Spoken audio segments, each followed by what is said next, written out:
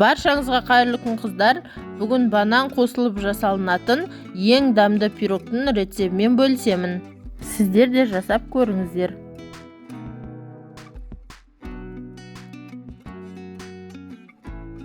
Пирогқа қажетті заттар: сары майымыз міндетті түрде бөлме температурасында тұруы қажет. Барлығын салып, жұмыртқаны ағынан айырып аламыз. Ағы рулет жасағанда керек болады. Сарысын салып, ванилин қосамыз. Ванилин қосу міндетті емес, бар болса салған дұрыс. Барлығы бір келкі болғанша жұмсақ тесто илейміз. Қамырдың басы біріккен соң, қамырды тағы да 5 минуттай ары-бері жұлқылап илейтін боламыз. Міне осындай жұмсақ, қолға жабыспайтын қамыр шығуы қажет.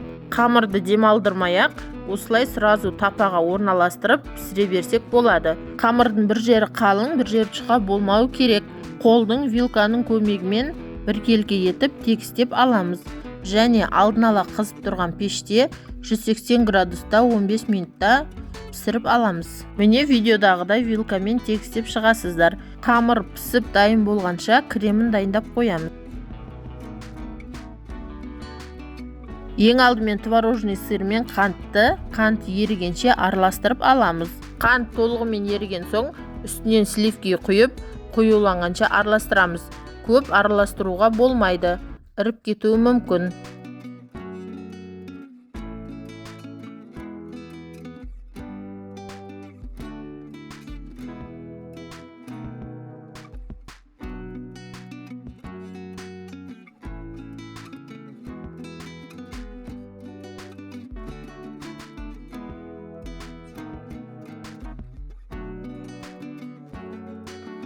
Міне крем дайын, осындай қоюлықта болуы қажет. Міне пирогтың тестасы осылай пісті.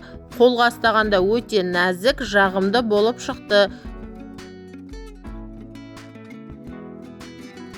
Пирогтың тестасын міндетті түрде суытып, салқын күйінде жұмыс жасайтын боламыз. Мен астына крем жағып алдым. Сгущенка жақсаңыз да болады, крем жақпай. Негізі бұл жерде әркімнің өз қалауы.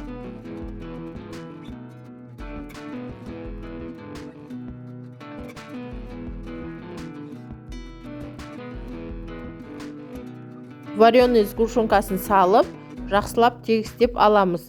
Мен бұл жерде 2 банан турадым. Дәмі ерекше, нәзік, дәмді болып шығады. Вареный сгущенканы тегістеп, бананды орналастырып шығатын боламыз.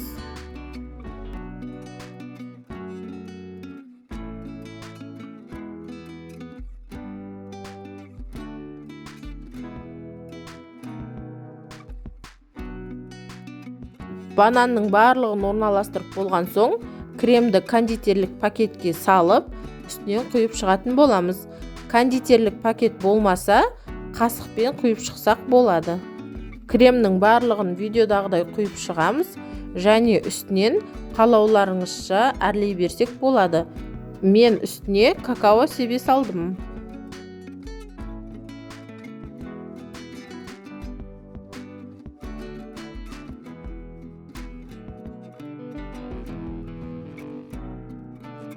Міне пирог дайын. Қазіргі кездегі хит пирогтардың бірі. Дәмі өте нәзік, ерекше дәмді. Өзіме қатты ұнады. Сіздерге де жасап көруге ұсынамын. Дәмі 100% ауызда қалатын болады. Ас болсын!